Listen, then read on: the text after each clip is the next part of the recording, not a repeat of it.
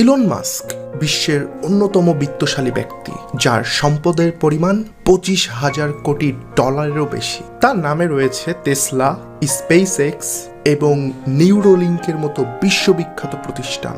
আপনি কি জানেন, একসময় ক্যালিফোর্নিয়ার অন্যতম অভিজাত এলাকায় তার মালিকানায় ছিল 60টি বিলাসবহুল বাড়ি। এসব বাড়ির মধ্যে একটি ছিল 295 কোটি টাকার একটি প্রাসাদ, যা ছিল এলন মাস্কের ব্যক্তিগত আবাসস্থল। কিন্তু অবাক করা বিষয় হলো, এত সম্পদ থাকা সত্ত্বেও তিনি সব বাড়ি বিক্রি করে দিয়েছেন।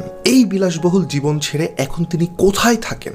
এত বড় বড় সম্পত্তি ছেড়ে দেওয়ার কারণই বা কি? আজকের ভিডিওতে আমরা জানবো এলন মাস্কের ক্যালিফোর্নিয়ার বাড়িগুলোর অজানা তথ্য, 295 কোটি টাকার সেই বিশেষ বাড়ির ভেতরে চমকপ্রদ দিক, এবং কিভাবে তিনি এখন মাত্র 400 বর্গ ফুটের একটি ছোট্ট বাড়িতে থাকছেন। ভিউয়ার্স, পুরো ভিডিওটি মনোযোগ দিয়ে দেখুন, কারণ আজ যা জানবেন তা হয়তো আপনি কখনোই এর আগে শোনেননি। এলন মাস্কের বিলাসবহুল বাড়িগুলো এবং বিক্রির রহস্য। একসময় এলন মাস্কের মালিকানায় ছিল 7টি বিশাল আকৃতির বিলাসবহুল বাড়ি। ক্যালিফোর্নিয়ার অন্যতম অভিজাত এলাকাগুলোর মধ্যে বেল এয়ার, হিলসবরো এবং সান ফ্রান্সিসকোর মতো স্থানে ছিল এসব বাড়ি। এই বাড়িগুলোর প্রতিটি ছিল অনন্য ডিজাইনের, আধুনিক প্রযুক্তি এবং সর্বোচ্চ নিরাপত্তার সঙ্গে নির্মিত। মাস্কের নিজস্ব স্পেসএক্স প্রযুক্তি ব্যবহার করে কিছু কিছু বাড়িতে এমন নিরাপত্তা ব্যবস্থা রাখা হয়েছিল যা সাধারণ মানুষের কল্পনার বাইরে। কিন্তু হঠাৎ করেই তিনি ঘোষণা দিলেন যে তিনি তার সমস্ত সম্পত্তির মোহ থেকে বেরিয়ে আসতে চান। তিনি টুইটারে লেখেন, I am selling almost all physical possessions, will own no house. এরপর একে একে তিনি তার সব বাড়ি বিক্রি করে দেন।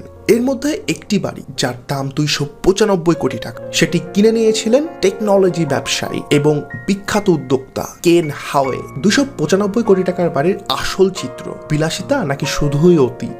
এই বাড়িটি দেখতে সাধারণ একটি রাজকীয় প্রাসাদের মতো, কিন্তু এর ভেতরের গল্প সম্পূর্ণ আলাদা।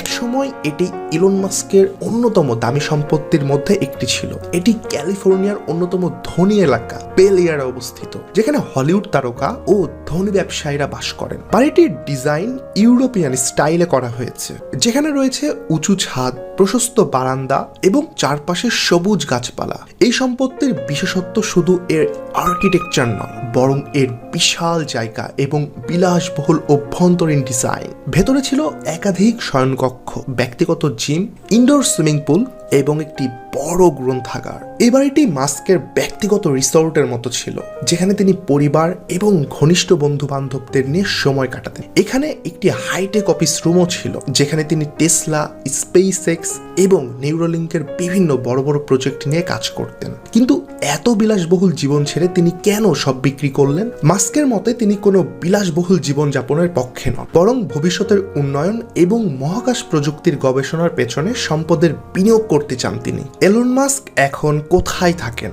সব বিলাসবহুল বাড়ি বিক্রি করার পর এলন মাস্ক এখন একটি ছোট্ট মাত্র 400 বর্গ ফুটের বাড়িতে থাকেন। হ্যাঁ, এটি সত্যি। এত বিশাল সম্পত্তি বিক্রি করে তিনি বেছে নিয়েছেন একটি মডুলার, সহজ সরল এবং পরিবেশ বান্ধব ছোট্ট বাড়ি। এই বাড়িটি টেক্সাসে অবস্থিত এবং এটি তৈরি করেছে বক্সেবল নামক একটি কোম্পানি, যা ভাঁজযোগ্য এবং সহজে বহনযোগ্য ছোট ছোট বাড়ি তৈরি করে। এই বাড়িটির দাম মাত্র $50,000, যা তুলনামূলকভাবে খুবই কম। এলন মাস্কের মতে তিনি বিলাসবহুল জীবনের মোটেও প্রয়োজনীয়তা অনুভব করেন না। তার মতে ভবিষ্যতে মানুষের জন্য এমন জীবনযাপনই সবচেয়ে কার্যকর হবে, যেখানে বিলাসিতা নয় বরং কার্যকারিতা থাকবে। তিনি চেয়েছেন তার জীবনযাত্রা হবে সাধারণ মানুষের জন্য অনুপ্রেরণাদায়ক। তাই তিনি এখন একটি ছোট্ট বাড়িতে থাকছেন এবং সেখান থেকেই তার বিশাল ব্যবসায়িক কার্যক্রম পরিচালনা করছেন। এলন মাস্কের জীবনের এই পরিবর্তন আমাদের একটা গুরুত্বপূর্ণ শিক্ষা দেয়। আসল মূল্যবান সম্পদ হলো নতুন কিছু তৈরি করার ক্ষমতা, বিলাসবহুল জীবনযাপন মোটেই নয়। পৃথিবীর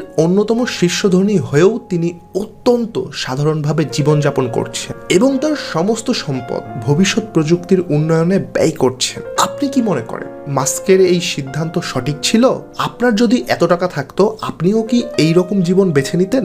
আপনার মতামত কমেন্টে যান। আর আপনাদের যদি এই ভিডিওটি ভালো লেগে থাকে তাহলে প্লিজ লাইক দিন, শেয়ার করুন এবং আমাদের চ্যানেলটিকে সাবস্ক্রাইব করতে ভুলবেন না। দেখা হচ্ছে পরবর্তী কোনো একটি ভিডিওতে। তত সময় পর্যন্ত ভালো থাকবেন, সুস্থ থাকবেন। আল্লাহ হাফেজ।